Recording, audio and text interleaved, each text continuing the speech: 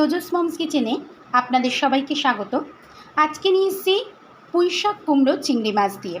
এখানে দেখুন পুঁইশাকের পাতা এবং ছোট ছোট টুকরো করে রেখেছি লম্বা করে ডাঁটিগুলো। যদি খুব মোটা থাকে আমরা কিন্তু মাঝখান দিয়ে এইভাবে চিড়ে নেব পুঁইশাকের ডাঁটগুলো। এছাড়াও রেখেছি কুমড়ো, আলু ডুমডুম করে, দুটো বড় সাইজের পেঁয়াজ কুচোনো আর লঙ্কা।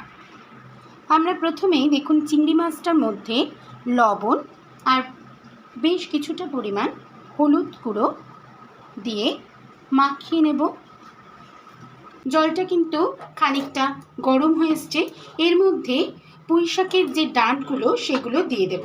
আপনারা ডাইরেক্টও দিতে পারেন, তবে একটু সামান্য সিদ্ধ করে বা ভাপ দিয়ে নিলে খেতে কিন্তু বেশ টেস্টি লাগে। এবার জলের মধ্যে দিয়ে দেব লবণ, দিয়ে আমরা এটাকে আবারও বলছি একটু ফুটিয়ে বা ভাপ দিয়ে নেব। তার জন্য চাপা ঢাকা দিয়ে দিলাম। আমাদের কিন্তু ডাঁটাটা বেশ ফুটে উঠেছে।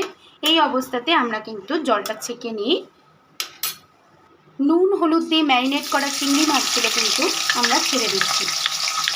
চিংড়ি মাছ কিন্তু খুব বেশি ভাজার একদমই প্রয়োজন নেই, তাহলে স্বাদ নষ্ট হয়ে যায়।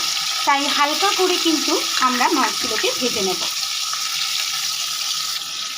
মাছগুলো কিন্তু আমরা হালকা করে এরকমভাবে ভেজে নেব। একদমই কড়া করে কিন্তু আমরা ভাজবো না। ঠিক আছে, এগুলো কিন্তু আমরা তুলে নিচ্ছি।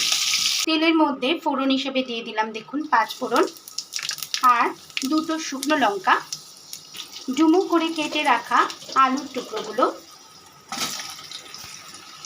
টুকরোগুলো দিয়ে আমরা বেশ খানিকটা লবণ দিয়ে দিলাম। লবণ দিয়ে এটাকে নাড়াচাড়া করে আমরা কিন্তু একটু ভাজতে দেব। আলুগুলো জাস্ট এরকম কালার বদলে আসলেই আমরা এর মধ্যে ডুমো করে রাখা কুমড়োগুলো দিয়ে দেব। কুমড়োগুলো যেহেতু আমি একটু বড় করেই কিন্তু ডুম করেছি, সেই জন্য আগে থেকে দিয়ে দেব এবং কুমড়ো অনুযায়ী কিন্তু আমরা এটা দেব। আমার কুমড়োটা কিন্তু বেশ টাইট এবং শক্ত আছে, সেই জন্য আমি আগে থেকেই দিয়ে দিলাম।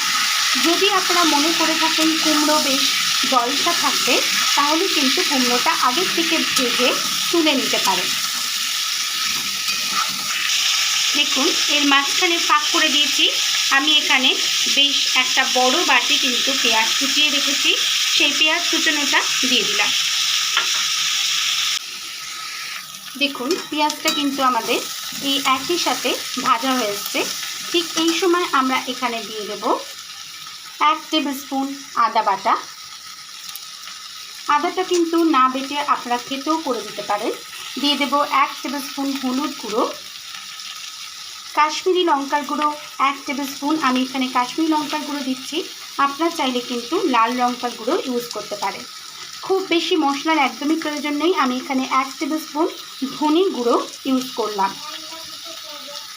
খুব ভালো করে কিন্তু সমস্ত মশলাগুলো মিশিয়ে নিচ্ছি।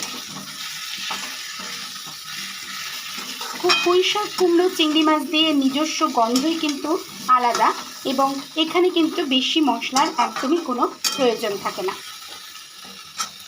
এইবার কিন্তু এর মধ্যে দিয়ে দেব যে সিদ্ধ করে রাখা ডাঁটাগুলো দিয়ে আমি কিন্তু আবারও ভালোভাবে মিশিয়ে নিলাম। এইবার দিয়ে দেব পুঁইশাকের পাতাগুলো, এর উপর দিয়ে পাতাগুলো দিয়ে দেব। পাতাটা দিয়ে আমরা চাপা ঢাকা দিয়ে দেব, তাতে কিন্তু বেশ মজে আসবে। আমরা কিন্তু দেখুন পাতাটা খুবই মজে এসছে এবং পাতা থেকে কিন্তু বেশ খানিকটা জল বেরিয়েছে। পাতাটা ভালো করে কিন্তু এবার সমস্ত উপকরণগুলো ওপর থেকে নিচ এইভাবে নাড়িয়ে নিতে হবে। আমরা এর মধ্যে দিয়ে দেব 1 টেবিল স্পুন চিনি, আপনারা এটা অ্যাভয়েডও করতে পারেন। দিয়ে দেব চেরা কাঁচা লঙ্কা 3-4টে, অবশ্যই এটা আপনারা নিজেদের ঝাল অনুযায়ী দিয়ে নেবেন। আবারও ভালোভাবে কিন্তু মিশিয়ে নেব। দেখুন কুমড়ো আলু সমস্ত কিন্তু এবং পুঁইশাকের ডাঁটাগুলো যেহেতু আগেই সিদ্ধ করা ছিল, সমস্তগুলো কিন্তু বেশ সুন্দরভাবে সিদ্ধ হয়ে এসছে।